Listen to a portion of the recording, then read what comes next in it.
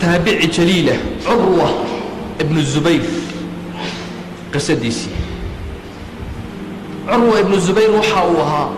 أحد العلماء تابعي بؤها بل وحوها رجعوا عبادة بدن تابعين تأيوها أبيه وحوها الزبير ابن العوام بؤها صحابي الأورني أيوها حواري الرسول بها عليه الصلاة والسلام هو يدين وحي أهيد أسماء بنت أبي بكر الصديق أو بكر الصديق قبل سي أسماء الأورني أيه يدين أهيد هبريتي متى قانا وعائشة رضي الله عنها وأرضاها إن أبو بكر الصديق وياه أم المؤمنين زوج رسول الله صلى الله عليه وسلم walaalkii sii weynaana waxaa la oran jiray cabdillaahi ibnu zubayr ayaa la oran jiray wuxuu ahaa cabdillaahi ibnu zubayr saxaabigii ku tawaafay kacbada isagoo oo dabaalanaya kacbada roob baa ku da'ay dabaal buu ay ku dawaafay kacbada curwa taabicigaasi sabirkiisa wax ka soo qaadanayna noloshu waa ibtilaa baan niri imtixaan waxay dhacday qisadani waqtigii khaliifat alwaliid ibn cabdilmalik uu jiray oo khaliifada ahaa ayay dhacday khaliifada alwaliid ibn cabdilmalik ayaa waxa uu curwa ibn zubayr uu ka codsaday inuu soo booqdo dimashq inuu ku soo booqdo waa meeshii khilaafa alumawiya weeyaan xagga igu soo booqo buu ku yidhi curwa wuu istiyaariyey safarkaasuu isku diyaariyey wuxuu ka tegayaa waa madiina almunawara dimashq buu tegayaa suuriya 7 caruuruu dhalay wiilkii uu ugu jeclaa ayuu ka haystay xagga iyo shaam ayuu u jeestay dariiqa markuu sii socday xanuun baa ku dhacay lugta ayuu xanuun kaga dhacay wuu socon kari waayey wala awr baa lagu qaaday khaliifadii baa loo geeyey isaga oo awrka lagu wado aad buu uga xishooday ninka uu soo kalifay ee masaafadaa dheer soo maray ee ku soo xanuunsadee waddada waxa uu u doonay dhakhtarada raggii ugu xariifsanaa ayuu u raadiyey rag badan baa loo soo ururiyey waxay isku waafaqeen dawo kale inuunan lahayn ilaa lugta laga gooye mooyaane maxaa yeelay waxay yidhi hadda lagu daayo xanuunku wuu sii faafi waa in markaa lugta ilaa xoogga waa in laga gooye yidhaahdeen haddii kale jidhka oo dhan buu gaadhayaa aad buu uga naxay ninkii martida ku ahaa uu isagu codsaday isagoo fayow inuu yimaado dabeedna uu ka tago isagoo laangadho ah uu ka naxay laakiin raggii dhakhtarada ahaa sidaasay isku waafaqeen xal kale ma la yidhaahdeen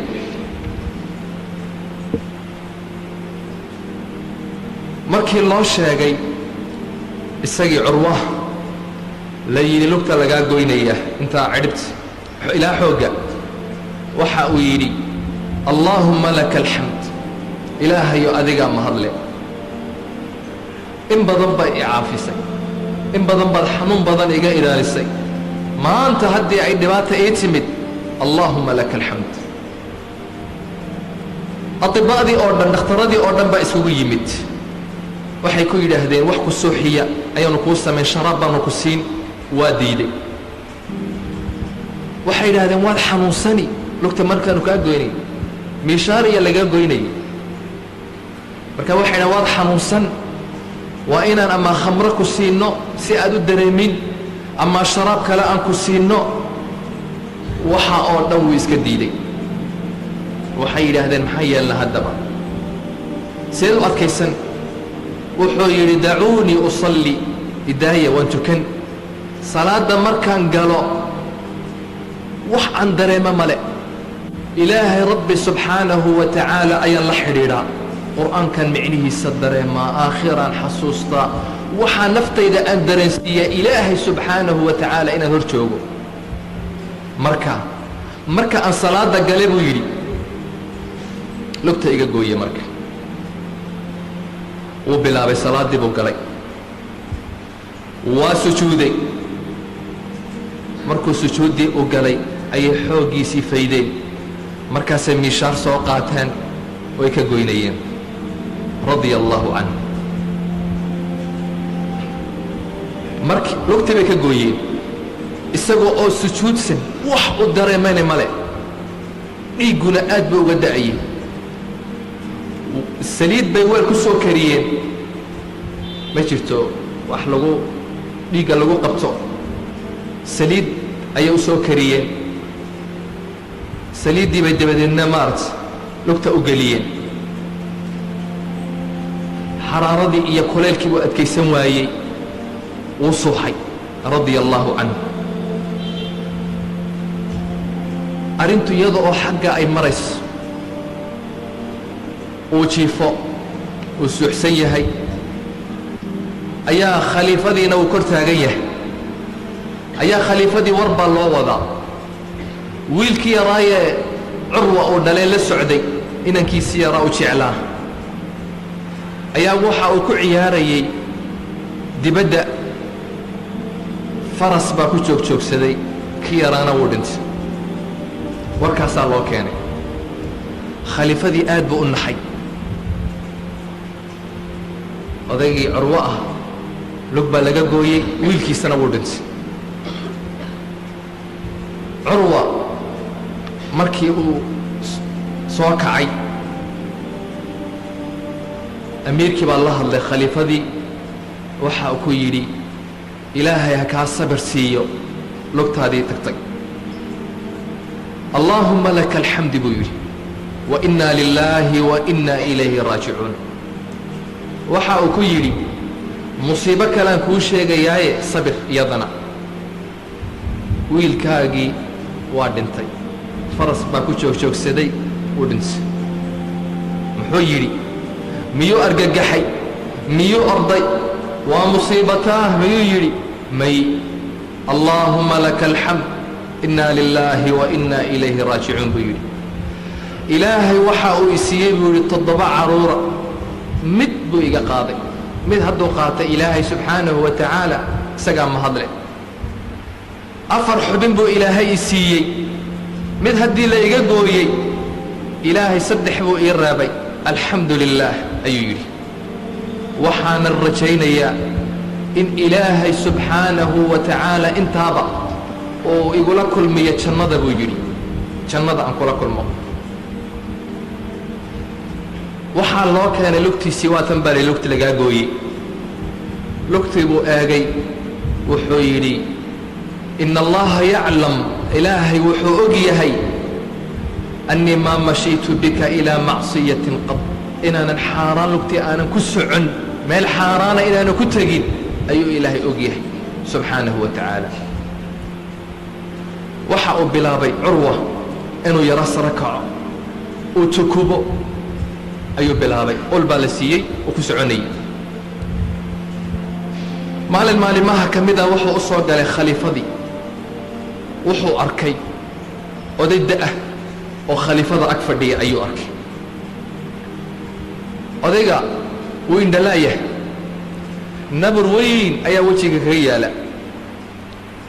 khaliifadii baa waxuu ku yidhi curwa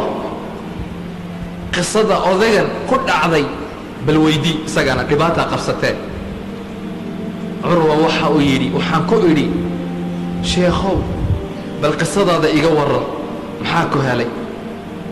waxa uu igu yidhi curwa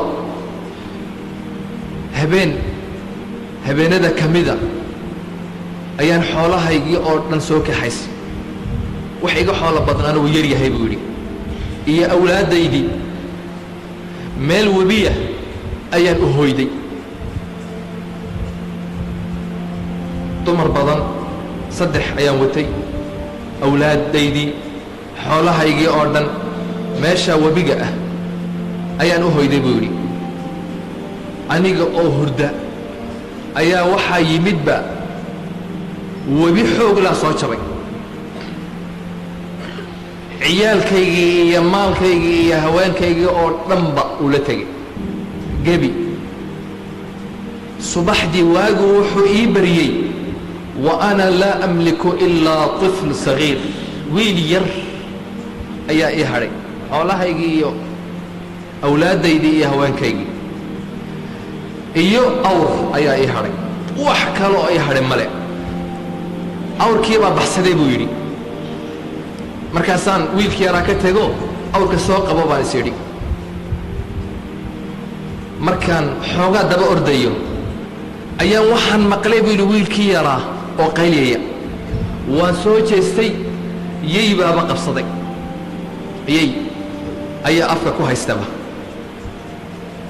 dib baan u soo noqday si aan wiilka yar uga rido laakiin wuuba cunay buu yidhi wuu googooyey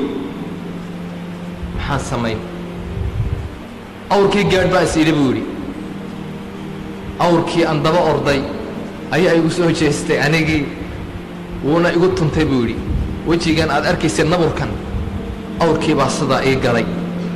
curwa waxa uu yidhi waxaan ku idhi maxaad leedahay haddaba maxaad samayn waxa uu yidhi odaygii waxaan leeyahay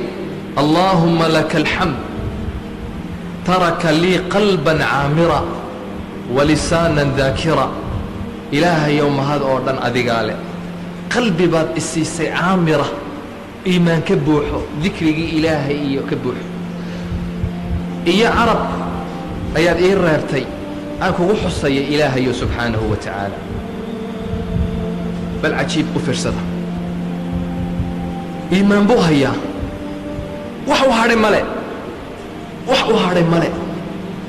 qalbi buu hayaa iimaan buu hayaa wax qofku hadduu iimaan u hayo nimcad oo dhan wuu haystaa innaguna maanta qofku hadduu masruufkiisii u waayo waxau ku leeyahay ilaahay dee wadduu iga jeexda waayahan buu ku leeyahay waxba ma hayo waxba imtixaanku waka waa imtixaan la imtixaanay ilaahay waxa uu leeyahay walanabluwannakum bishayin min alkhawfi wاljuuci ونقص من الأموال والأنفس والثمرات وبشر الصابرين waxaan inagu imtixaanaynaa buu ilaahay leeyahay inagu ibtilaynaynaa cabsi gaajo maalka oo kaa naaqusma carruur oo kaa dhimata mudho ood weydid abaaro ilaahay waxa uu leeyahay wabashir الصaabiriin u bishaaree nebi allah kuwa saabiriinta ah الذين إذا أصابتهم مصيبة كوا مركي مصيبة أي كل عذو قالوا إنا لله وإنا إليه راجعون كوا إله إنا لله وإنا إليه راجعون إلهي بان أسوغ النهي إلهي نوى النقرنا سبحانه وتعالى أولئك